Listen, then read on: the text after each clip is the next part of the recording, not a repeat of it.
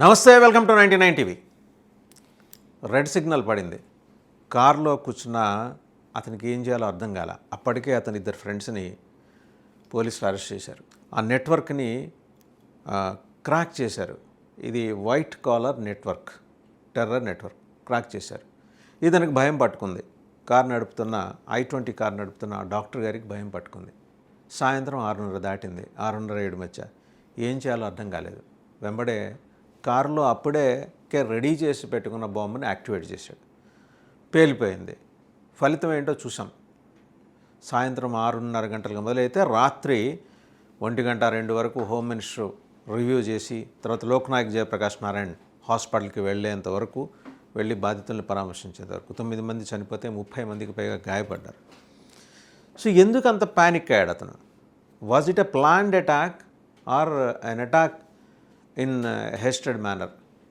అంటే పట్టుబడితే వాళ్ళు ఏం చేస్తారు? ఇంట్రాగేట్ చేస్తారు. ఆల్రెడీ వాళ్ళిద్దరు డాక్టర్ ముజామిల్ని, డాక్టర్ ఆదిల్ని ఇద్దరిని ఇంట్రాగేట్ చేస్తున్నారు. సో అంతకుమించి ఇంకేం జరగదు. ఇమ్మీడియట్గా అయితే ఆయన చంపారుగా. బట్ అతను ఏంటంటే అతని హేస్టీ డెసిషన్ వల్ల 9 మంది చనిపోయారు. దాదాపు అరౌండ్ 50 persons వర్ సివియర్లీ ఇంజూర్డ్. ఇంకా మరి మరణాల సంఖ్య ఏమన్నా పెరిగిందేమో తెలియదు. ఎందుకంటే ఇంజూర్డ్ ఎట్లా ఉన్నాయి, చెయ్యి తెగిపడిపోయిన చేతులు, శరీర భాగాలు, ఛిద్రమైన శరీర భాగాలు రోడ్డు మీద పడ్డాయి. అతనే ఈ కిలాడి కారు ఓనర్. పేరు డాక్టర్ ఉమర్ మొహమ్మద్. ఈయన ప్యానిక్ అయిపోయారు. అంటే బాగా లోపల సైకలాజికల్గా ప్రెషర్ ఎక్స్పీరియన్స్ అయ్యారు. లేదు, డెఫినెట్గా నన్ను పట్టేసుకుంటారని చెప్పేసి రెడ్ ఫోర్ట్ దగ్గర, కరెక్ట్గా red fort Chandni Chowk, red fort ఎదురుగుండా చాందినీ చౌక్ దగ్గర, అక్కడ అందరికీ తెలిసిందే, ఢిల్లీ పరిచయం ఉన్న వాళ్ళందరికీ చాందినీ చౌక్ మంచి మార్కెట్, పేద మధ్యతరగతి వాళ్ళ మార్కెట్. వివిధ రాష్ట్రాల నుంచి కూడా వస్తుంటారు అక్కడికి, లక్నో చిక్నీ వర్క్తో నేసిన శారీస్, డ్రెస్ మెటీరియల్ కొనుక్కోవడానికి. అందులో అది ఈవినింగ్ టైం. సో అతను వాస్తవంగా అతని ఉద్దేశం ఇంకో చోట అయి ఉండొచ్చు, అతనికి అప్పచెప్పిన అసైన్మెంట్ ఇంతకన్నా పెద్దదై ఉండొచ్చు. బట్ ఏ మూమెంట్లో అయినా తన్ని అరెస్ట్ చేసే అవకాశం ఉంది. మొత్తం నెట్వర్క్ ద్వారా తన సమాచారం తెలిసిపోయి ఉంటుందని డాక్టర్ ఉమర్ మొహమ్మద్కి తెలిసింది. వాళ్ళిద్దరు ఎవరు? అతని friends doctor Muzammil Shakeel and doctor Adil rather.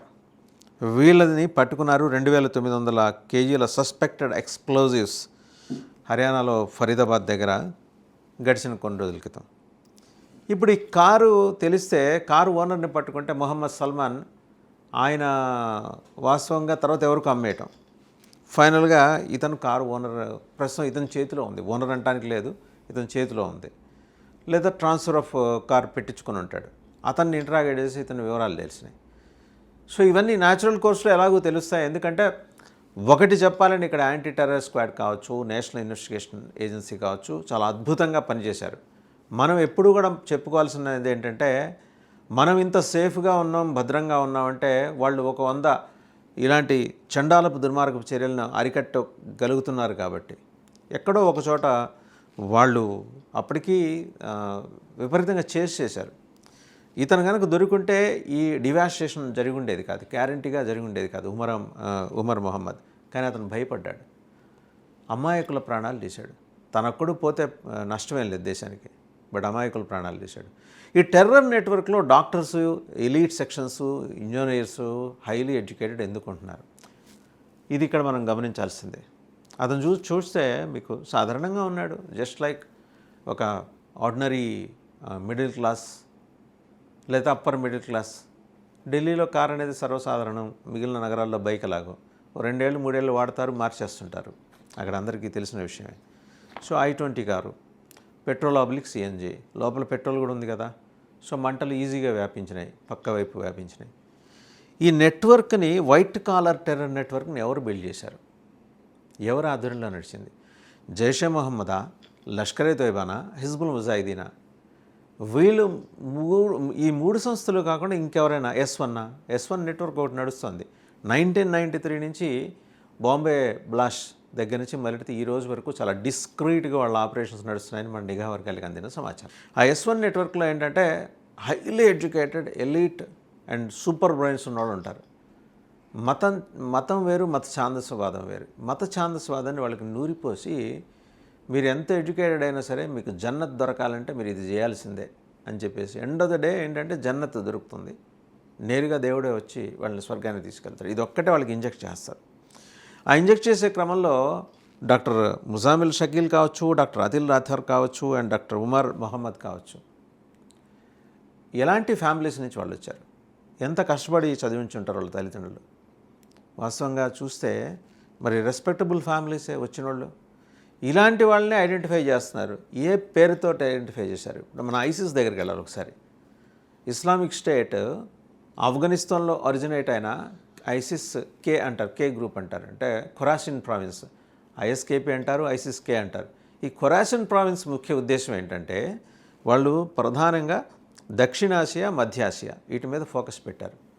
Origin వచ్చి ఆఫ్ఘనిస్తానే. అక్కడే ఎందుకు? పాకిస్తాన్ అక్కడ ప్రేరేపించి పెట్టింది. వాళ్ళు తయారు చేసిన తాలిబాన్లు ప్రభుత్వం ఏర్పాటు చేసుకున్న తర్వాత వాళ్ళ మీద తిరగబట్టడం అనేది field marshal general Syed Asim Munir గారికి నచ్చల. సో ఆయన ఒక ప్రాక్సీ ఏజెన్సీ అక్కడ తయారు చేసి అక్కడ పెట్టాడు. ఆ ఏజెన్సీకి కొన్ని లక్ష్యాలు పెట్టాడు. అంటే ఇక్కడ కేవలం అసీం మునీర్ మాత్రమే చేశాడని అన్నం. వాళ్ళకి అనూచానంగా వస్తున్న సంప్రదాయంలో భాగంగా సైనిక పాలకులు చేసే ఒక వికృత చర్య అది. దాన్ని వాళ్ళు ఒక దేశంగా భావిస్తుంటారు. అది ఒక దేశం కాదు, ఒక ఛాందస్వాదానికి ఒక ఇండికేషన్, ఒక సంకేతం మాత్రమే. 157 దేశాలు ప్రపంచంలో ఉంటే 156 దేశాలు అంటాం. ఇదొక్కటే ఛాందస్వాద ప్రాంతం, అంటే ఒక ఫండమెంటలిస్టిక్ టెరిటరీ అంతే. దాన్ని దేశంగా వాళ్ళు భావించి దానికి వాళ్ళు ఏదో ప్రధానమంత్రులు, రాష్ట్రపతులను వాళ్ళ భుజాలు చర్చుకుంటే నిస్సహాయాలు, మనం ఏం చేయలేం. వాళ్ళు తయారు చేసిన ఒక 6వ వేలు వికృత సృష్టి ఇది. ఈ వికృత సృష్టి ఏం చేసింది? ఎలీట్ సెక్షన్స్ మీద కాన్సన్ట్రేట్ చేసింది. Doctor Umar Mohammad, doctor Muzammil Shakeel and doctor Adil Rather, వీళ్ళ నివాసాలు చూసినా ఎవరికి అనుమానం రాదు. బట్ దొరికిందంతా 2900 కేజీలు. ఈ వైట్ కాలర్ నెట్వర్క్, మెళ్ళో స్టెథోస్కోపు, చేతిలో ఐఈడి ఎక్స్ప్లోజివ్స్. వీళ్ళని ఇలా మోటివేట్ చేస్తున్నది ఎవరంటే ఐసిస్కే కావచ్చు.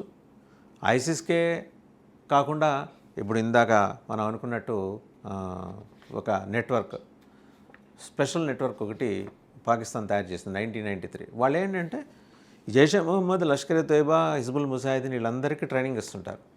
కొన్ని వేల మంది మసూద్ అజహర్లని, కొన్ని వేల మంది సయ్యద్ హఫీజుల్ని వాళ్ళు తయారు చేశారు. వాళ్ళు మనకు తెలిసింది వాళ్ళు ప్రామినెంట్ ఫిగర్స్, ఎందుకంటే వాళ్ళు ఎక్కువ మీడియాలో కనిపిస్తుంటారు కాబట్టి. అలాంటి వాళ్ళని చాలామంది రక్తబీజులు వాళ్ళందరూ. ఒకటి చంపితే ఇంకోటి వాడి రక్తం నుంచి ఇంకో 100 మంది పుట్టుకొస్తారు. అలా తయారు చేసే ఇందాక మనం అనుకున్న S1 ఫ్యాక్టర్ వాళ్ళ యూనిట్ తయారు చేసి భారతదేశం మీద వదిలిన వాళ్ళే. వీళ్ళు దొరక్కపోదురు, చిక్కకపోదురు. ఒక మాట చెప్పాడు సయ్యద్ అసీం మునీర్, మేము ప్రతీకారం తీర్చుకుంటామని. అదే సందర్భంలో మన ప్రధానమంత్రి నరేంద్ర మోడీ కూడా ఒక మాట చెప్పారు. ఏంటంటే ఈసారి దాడులు జరిగితే విచారించలేదు, నేరుగా అటాక్ చేస్తాం. Sindoor 2 is going to happen very shortly అని మనం అనొచ్చు. ఇదేదో 3వ ప్రపంచ యుద్ధం కాదు, మనకి పాకిస్తాన్కి మధ్య జరుగుతున్న యుద్ధం. 3వ ప్రపంచ యుద్ధం అని చెప్పేసి దీన్ని భూతద్దంలో చూపించే ప్రయత్నం చేయటం కూడా అనవసరం. రైట్, ఇక్కడికి వద్దాం. డాక్టర్ ఉమర్ మొహమ్మద్, ఈయన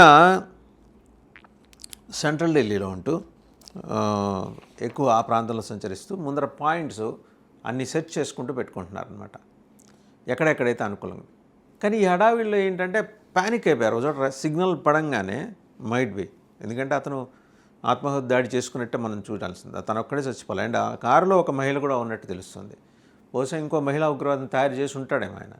ఆత్మాహుతికి రెడీ అయిపోదాం, మనకి ఎలాగూ స్వర్గం దొరుకుతుంది కదా అని చెప్పుంటాడేమో, ఇన్ఫ్లుయెన్స్ చేసి ఉంటాడేమో.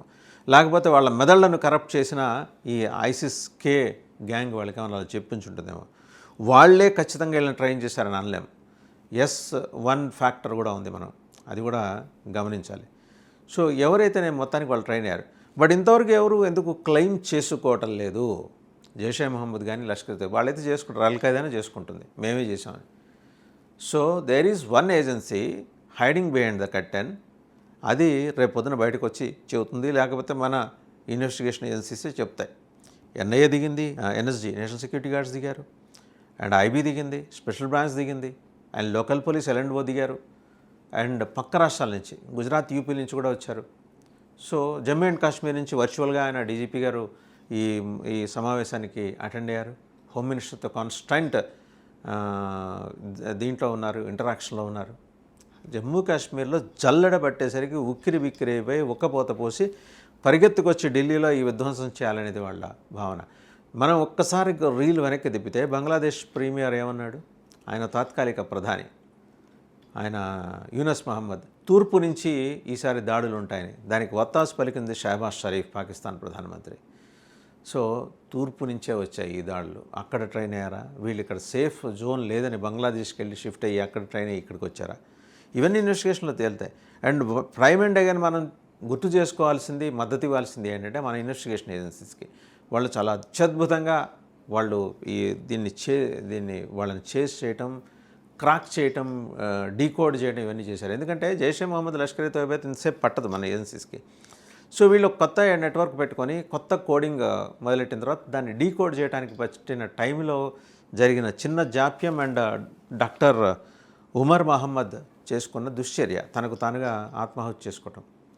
సో ఏదో ఒకటి చేయాలి, నేను స్వర్గానికి వెళ్ళిపోయి స్వర్గం నుంచి చూస్తాను, ఢిల్లీ అంతా అల్లకల్లోలమైంది, సో నాకు జన్నత్ దొరికిన తర్వాత మిగిలిన డెట్ అయిపోతే ఏంటి అనేది అని భావించుంటుంటాడు. That was the mind set. Elite సెక్షన్స్ని కూడా వాళ్ళ మైండ్స్ని కూడా కరప్ట్ చేసేంతటి ఒక అద్భుతమైన నైపుణ్యాన్ని ఈరోజు టెర్రరిస్ట్ ఏజెన్సీస్ చేస్తున్నాయంటే వాళ్ళకి ఫండింగ్ ఎక్కడి నుంచి వస్తుంది. So these are all the points. ఒకసారి మనం గుర్తు చేసుకోవాల్సింది. Jammu Kashmir, Haryana police teams thousands of kilos of suspected ఎక్స్ప్లోజివ్స్ని సీజ్ చేసిన 24 అవర్స్లో, 24 అవర్స్ కూడా కాదు, అవర్స్లోనే ఢిల్లీలో ఈ బాంబ్ బ్లాస్ట్ జరిగింది. అమ్యునేషన్ ఫరీదాబాద్ అయితే 2 ఇళ్ల నుంచి ఆయుధాలను స్వాధీనం చేసుకున్నారు. Both the houses were owned by doctor Muzammil Shakeel. ఈ 2 ఇళ్ళు ఆయనవే అంట, డాక్టర్ ముజామిల్ షకీల్వేనంట. పోలీస్ కమిషనర్ సతీష్ గోల్చా ఆయన ఏం చెప్పారంటే, slow moving vehicle stopped at red light and explosion happened in that vehicle and due to the explosion nearby vehicles were also damage.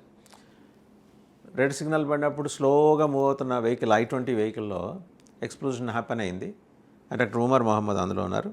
Red fort దగ్గర, చాందినీ చౌక్ మార్కెట్కి సమీపంలో ఇదంతా కూడా ఏంటంటే చూస్తుంటే ఆయన ఖచ్చితంగా ఒక ఒత్తిడితో కూడిన మైండ్ సెట్తో ఉన్నాడు కాబట్టి ఈ దుశ్చర్యకు పాల్పడ్డాడు. కానీ దాన్ని ఆయన ఇక్కడ లిమిట్ చేశాడు. అదే కాన్సన్ట్రేటెడ్గా ఒక ఏరియాకి వెళ్ళి చేస్తుంటే ప్రాణ నష్టం ఎంత జరిగి ఉండేది. అధాటన జరిగిన ఉగ్రవాద చర్యగా దీన్ని చూడాలి. కానీ ఆయన అనుకున్న ప్లేస్ ఖచ్చితంగా అది కాదు. అండ్ ఇంకో ఇండికేషన్ కూడా ఈ బ్లాస్ట్ ద్వారా మనం అర్థం చేసుకోవాల్సింది ఏంటంటే, ఈ elite group, white collar terrorist group దేశంలోని వివిధ నగరాలు, ప్రత్యేకించి financial capital of India Mumbai కావచ్చు, బెంగళూరు, చెన్నై, హైదరాబాద్ కావచ్చు, పట్నా కావచ్చు, అండ్ ఇటుకు వచ్చేప్పటికీ ఉత్తరాఖండ్ మీద కూడా ఫోకస్ పెట్టారట. So it's dangerous. వీళ్ళు ఒక రసాయనం తయారు చేశారు. ఆ రసాయనాన్ని ఆలయాల్లో ప్రసాదాల్లో కనుక కలిపితే, ఒక చుక్క కలిపితే చాలు, తిన్నవాళ్ళు వెంబడే మృత్యువాత పడతారు. దాన్ని బస్ట్ చేశారు మన investigation agencies. Anti terrorist squad కావచ్చు, NIA కావచ్చు, IB కావచ్చు, లా అండ్ ఆర్డర్ పోలీస్, వాళ్ళందరికీ మనం సెల్యూట్ కొట్టాల్సిందే. ఎందుకంటే ఇది వాళ్ళు కాపాడారు కాబట్టి పెద్ద ఉపద్రవం నుంచి మనం బయటపడ్డాము. ఇట్స్ నాట్ దట్ జరిగింది ఏదో చిన్నదని కాదు చెప్పడం, బట్ ఇక్కడ నుంచి అలర్ట్ అవ్వాల్సిన ఒక సంకేతాన్ని అయితే డాక్టర్ ఉమర్ మొహమ్మద్ భారతీయులందరికీ ఇచ్చాడు. సో చూద్దాం ఇలాంటి ఉమర్ మొహమ్మద్లు అండ్ ముజామిల్ షకీల్స్ అండ్ ఆదిల్ రాథర్స్ ఎంతమంది ఇంకా బయటకు వస్తారు.